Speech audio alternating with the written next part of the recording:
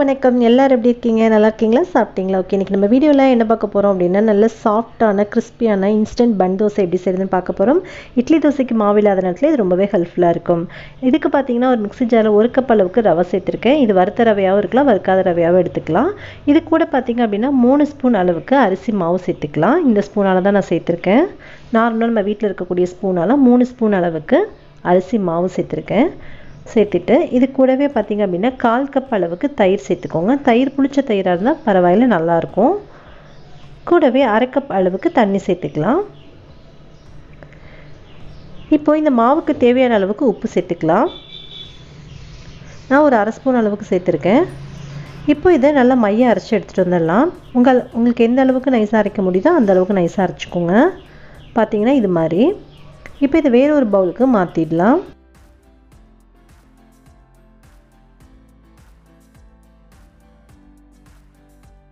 இந்த மிக்ஸி ஜாரை அலசிட்டு கொஞ்சம் போல் தண்ணி சேர்த்து இது கூட சேர்த்துக்கலாம். இப்போ இதை அப்படியே தட்டு போட்டு மூடி ஒரு 15 நிமிஷத்துக்கு அப்படியே வச்சிடலாம்.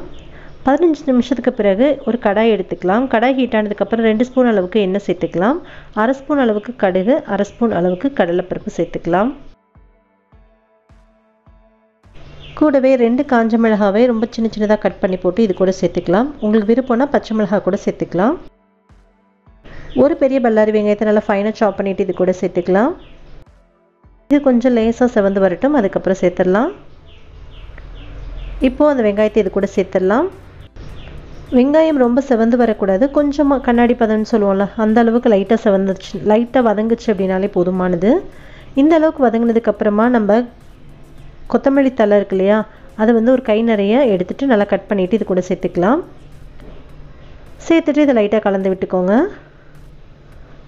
கலந்து விட்ட உடனே அடுப்பை ஆஃப் பண்ணிடலாம். இந்த ஸ்டேஜில் அடுப்பை ஆஃப் பண்ணிடலாம். ரொம்ப வெங்காயம்லாம் சுத்தமாகவே இதாகிடுச்சு அப்படின்னா நமக்கு சாப்பிடும்போது கடிப்படாமல் போயிடும். கொஞ்சம் இந்த மாதிரி இருந்தால் தான் கிறிஸ்பியாக நல்லாயிருக்கும். இப்போ அடுப்பை ஆஃப் பண்ணிட்டேன். இப்போ உடனே நம்ம 15 நிமிஷமாக மாவு ஊற வச்சுருந்தோம் இல்லையா, அந்த மாவு கூட இதை சேர்த்துடலாம். நம்ம ரவையெல்லாம் சேர்த்துருக்கனால மாவு நல்லாவே ஊறி இருக்கும். 15 நிமிஷத்துக்கு அப்புறம் இந்த வதக்கின அந்த தாளிப்பை இது கூட கொட்டியாச்சு. சூடாக இருக்கும் போதே சேர்த்துருங்க, ஒன்றும் பிரச்சனை இல்லை. சேர்த்துட்டு ஒரு தடவை நல்லா மிக்ஸ் பண்ணி கொடுத்துக்கோங்க. இது கரெக்டாக நமக்கு இட்லி மாவு பதத்துக்கு இருக்கணும். ரொம்ப உங்களுக்கு திக்காக இருக்க மாதிரி தெரிஞ்சிச்சு அப்படின்னா ஒரு 2 ஸ்பூன் 3 ஸ்பூன் அளவுக்கு தண்ணி சேர்த்துக்கோங்க, ஒன்றும் பிரச்சனை இல்லை. பட் ரொம்ப தண்ணி அதிகமாக போயிடாமல் பார்த்துக்கோங்க. இப்போ நல்லா மிக்ஸ் பண்ணி கொடுத்தாச்சு. இப்போது இது கூட நல்லா சாஃப்ட்னஸ்க்காக, நல்லா சாஃப்டாக கிறிஸ்பியாக வரணுன்றதுக்காக ஒரு 1/4 ஸ்பூன் அளவுக்கு சோடா உப்பு சேர்த்துக்கிறேன். பேக்கிங் சோடா, ஆப்ப சோடா, அது மாதிரி சொல்லுவோம்ல, எல்லாமே ஒன்று தான். சேர்த்துட்டு ஒரு 2 ஸ்பூன் அளவுக்கு தண்ணி சேர்த்துட்டு அப்படியே லைட்டாக மிக்ஸ் பண்ணி கொடுத்துக்கலாம். நல்லா மிக்ஸ் பண்ணிவிட்டு இதுக்கப்புறமா நம்ம இதை செய்ய ஸ்டார்ட் பண்ணிடலாம். நல்லா மிக்ஸ் பண்ணிக்கோங்க, எல்லா பக்கமும் நல்லா கலந்து வர மாதிரி. இப்போ இது இருக்கட்டும். இப்போ நான் தாளிப்பு கடாய் வச்சுருக்கேன். இந்த தாளிப்பு கடாயில் தான் நான் இன்றைக்கி இந்த பன் தோசை செய்ய போகிறேன். உங்கள்கிட்ட ஆப்பச்சட்டி இருக்குது அப்படின்னா கூட நீங்கள் அதில் கூட செஞ்சுக்கலாம்.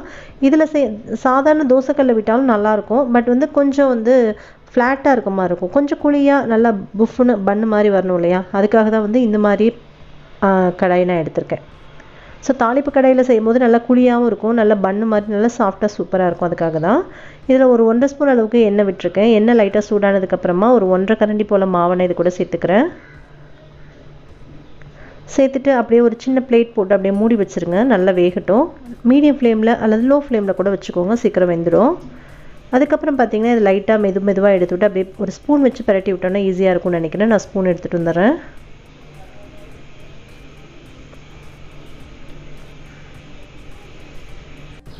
நீங்கள் விருப்பப்பட்டீங்கன்னா இதை பனியார பேனில் கூட விடலாம், அதுவும் நல்லா தான் இருக்கும். பட் இது மாதிரி நம்ம விட்டு சாப்பிடும்போது பன் தோசை ரொம்பவே சூப்பராக இருக்கும். இங்கே பாருங்கள், இது 2 பக்கமும் நல்லா செவந்ததுக்கப்புறம் நம்ம வெளியே எடுத்துட வேண்டியதான். திருப்பி போட்டுட்டு ஒரு 2 நிமிஷத்துக்கு மூடி வச்சுக்கோங்க. அப்போ தான் உள்ளே நல்லா வேகும், இல்லைன்னா மேலே நல்லா கிறிஸ்பி ஆகிட்டு உள்ளே வேகாமல் போயிடும். இப்போது உள்ளவும் நல்லா வெந்தாச்சு, 2 சைடுமே நல்லா வெந்துருச்சு. இப்போ வெளியில் எடுத்துடலாம். பாருங்கள், திருப்பி போட்டோன்னா தெரியும். அதே மாதிரி ஒரு ஸ்பூன் வச்சோ இல்லை லைட்டாக டூத் பிக் வச்சோ குத்தி கூட பாருங்கள் உள்ளுக்குள்ளே வெந்துருச்சான்னு. நல்லா வெந்துருச்சுன்னு நான் எடுத்துட்டேன். அதே மாதிரி இன்னொரு தோசை விட்டுடலாம். இப்போ பார்த்திங்கன்னா எண்ணெய் ஊற்றிருக்கேன். எண்ணெய் ஊற்றினதுக்கப்புறமா ஒரு 1/2 கரண்டி அளவுக்கு மாவு விட்டுடலாம். விட்டுட்டு இதை அப்படியே மூடி போட்டு மூடி வச்சுக்கோங்க, லோ ஃப்ளேமில் வச்சு. வெந்ததுக்கப்புறமா திருப்பி போட்டுக்கலாம். இங்கே பாருங்கள் கொஞ்சம் குழியான நம்ம பேனில் ஊற்றுறவும் நல்லா நம்ம புஃப்னு வருது. நம்ம ஃப்ளாட்டாக தோசைக்கல்லில் விட்டோம் அப்படின்னா இது மாதிரி தோசை மாதிரி தான் இருக்கும். இது மாதிரி நம்ம வேணும்னா இப்படி வச்சு சாப்பிட்லாம். பாருங்கள் தோசை மாதிரி இருக்குது. இப்போது நான் வந்து எனக்கு வந்து ஒரு 6 பன் தோசை கிடச்சிச்சு. 1 கப் அளவுக்கு ரவையில். நம்மளுடைய பன் தோசை எல்லாமே ரெடியாக இருக்குது. சர்வ் பண்ணிடலாம். பாருங்கள் பார்க்கவே அவ்வளோ சூப்பராக இருக்குல்ல. சாப்பிடவும் நல்ல டேஸ்ட் சூப்பராக இருந்துச்சு. கண்டிப்பாக நீங்கள் ட்ரை பண்ணி பாருங்கள். ட்ரை பண்ணி பார்த்துட்டு எப்படி இருந்துச்சுன்றதை கீழே கமெண்ட் பண்ணுங்கள். இது கூட தேங்காய் சட்னி ரொம்பவே டேஸ்ட்டு சூப்பராக இருக்கும். நான் வந்து கார சட்னியோட சர்வ் பண்ணேன். இதுவுமே ரொம்ப நல்லா இருந்துச்சு. கண்டிப்பாக ட்ரை பண்ணி பாருங்கள். ட்ரை பண்ணி பார்த்துட்டு எப்படி இருந்துச்சுன்றதை கீழே கமெண்ட் பண்ண மறந்துடாதீங்க. உங்களுக்கு இந்த வீடியோ பிடிச்சிருந்தா வீடியோக்கு ஒரு லைக் கொடுங்க. உங்கள் ஃப்ரெண்ட்ஸ் அண்ட் ஃபேமிலியோடய ஷேர் பண்ணிக்கோங்க. மறக்காமல் நம்ம சேனல் கவிஷ் கிச்சனை சப்ஸ்கிரைப் பண்ணிக்கோங்க. கூடவே வர பெல் ஐகானை கிளிக் பண்ணிவிட்டு ஆல் அப்படின்ற ஆப்ஷனையும் கிளிக் பண்ணிவிடுங்க. ஸோ அதை நான் போடக்கூடிய வீடியோஸ் எல்லாம் உங்களுக்கு உடனே நோட்டிஃபிகேஷன் மூலிமா வந்து சேரும். நீங்களும் மிஸ் பண்ணாமல் பார்க்கலாம். பாருங்கள் எவ்வளோ சாஃப்டாக எவ்வளோ சூப்பராக இருக்குன்னு சொல்லிட்டு. ஓகே ஃப்ரெண்ட்ஸ், உங்களை இன்னொரு வீடியோவில் மீட் பண்ணுறேன். அது வரைக்கும் பை. தேங்க்யூ.